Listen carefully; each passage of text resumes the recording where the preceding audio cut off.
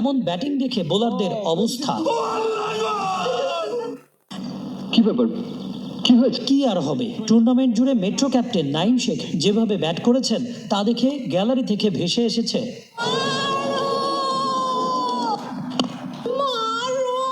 এক গান। আর কত জায়গায় কতবার করবেন? এবার বোলারদের কথায় আসা যাক। পুরো টুর্নামেন্টে রংপুরের সোয়াল আলাউদ্দিন বাবুর বোলিং ছিল চোখে পড়ার মতো। কোয়ালিফায়ার ম্যাচে খুলনার হয়ে খেলতে আসেন কাটার মাস্টার মুস্তাফিজ, তবুও মেলেনি জয়। আহারে, চোখের পানিতে বুকটা বাইসা যায়। মুস্তাফিজ না পারলেও পেরেছেন রাজশাহীর মামুর ব্যাটা ফরহাদ রেজা, কখনো 3টি করে উইকেট, কখনো 50। ম্যাচ জিতিয়ে নতুন প্লেয়ারদের যেন বলতে চাইছেন, আমারে চিনচ। আবু হায়দার রনিও কম যান না, বোলিং এর সাথে ব্যাটিংও করেছেন দুর্দান্ত, হয়েছেন টুর্নামেন্ট সেরা। এবার হবেন কে? ভবিষ্যৎবাণীকে আমি করতে পারি, আমি কি জ্যোতিষী? চলেন ফাইনাল ম্যাচে ঘুরে আসি।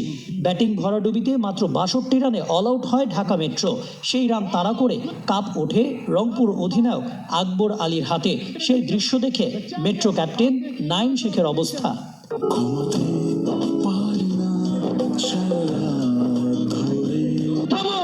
জেগে উঠেছে এনসিএল টি20-র ফেসবুক পেজও। কখনো প্লেয়ার্স চ্যালেঞ্জ, কখনো স্পন্সর অ্যানাউন্সমেন্ট, কখনো আবার কল রেকর্ড, স্ক্রিনশট, ফাঁসির মতো স্যাটায়ার পোস্ট।